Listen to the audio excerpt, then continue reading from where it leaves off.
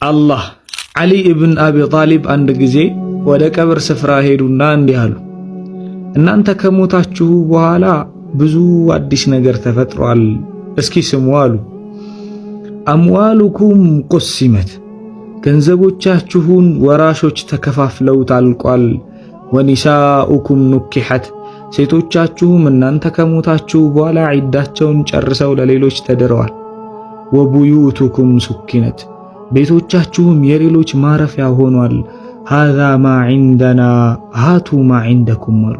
እኛ ጋር ያለው አዲስ ነገር ይሄ ነው፣ እስኪ እናንተ ጋር አዲስ ነገር ካለ ንገሩን አሉና ወላሂ አሉ ለው ኡዚነ ለሁሙል ከላም፣ እነዚህ የቀብር ባለቤቶች መናገር ቢፈቀድላቸውና ንግግር ቢችሉ ኖሮ አሉ ለቃሉ፣ አንድ ነገር ብቻ ነበር የሚሉት፣ ፈኢነ ኸይረ ዛድ፣ እዚህ ቦታ ላይ መምጣታችሁ አይቀርም። እዚህ ቦታ ላይ ስትመጡ ግን ትልቁ ስንቅ ማለት ወራሾቻችን የተከፋፈሉት ገንዘብ፣ ለሌሎች የተዳሩት ሴቶቻችን፣ የገነባነው ቤቶቻችን ምናምን አይደለም።